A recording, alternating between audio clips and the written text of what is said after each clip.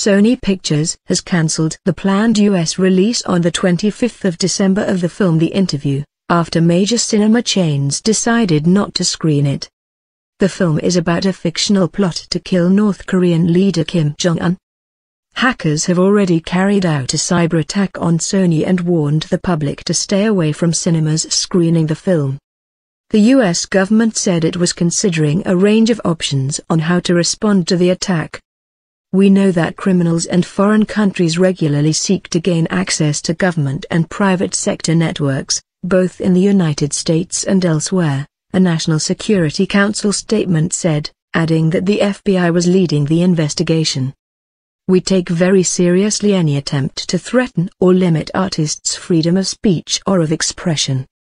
The statement came after U.S. media quoted anonymous officials as saying that the FBI had linked North Korea to the attacks.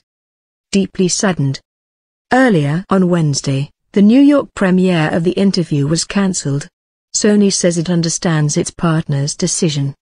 However, in a statement it said it was deeply saddened at this brazen effort to suppress the distribution of a movie. "In light of the decision by the majority of our exhibitors not to show the film The Interview, we have decided not to move forward with the planned December 25th theatrical release," it said. "We respect and understand our partners' decision and, of course, completely share their paramount interest in the safety of employees and theatergoers." It added, "We stand by our filmmakers and their right to free expression and are extremely disappointed by this outcome." Hackers calling themselves Guardians of Peace have released emails and data stolen from Sony in late November. In a recent warning they mentioned the 9/11 attacks, claiming the world will be full of fear. "Remember the 11th of September 2001. We recommend you to keep yourself distant from the places at that time," the hacker group wrote in a message on Tuesday. "Whatever comes in the coming days is called by the greed of Sony Pictures Entertainment un-American."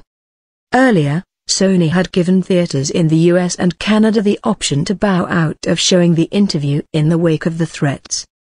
Regal Cinemas, AMC Entertainment and Cinemark Theaters, the top three theater chains in North America, subsequently announced they were postponing screenings, and Canada's biggest theater firms also pulled out, leaving Sony seemingly no choice but to postpone the film. Comedian Jimmy Kimmel tweeted that the decision by theaters to refuse to show the film was an un-American act of cowardice that validates terrorist actions and sets a terrifying precedent. The Interview cost Sony an estimated $42 million, £27 million, to produce, not nearly as much as action films like The Hunger Games or the X-Men films, but still a significant amount for a comedy film. So far, however, investors have not been too concerned about the potential hit to Sony's bottom line. Sony's share price has declined by just over 5% since the hack was revealed.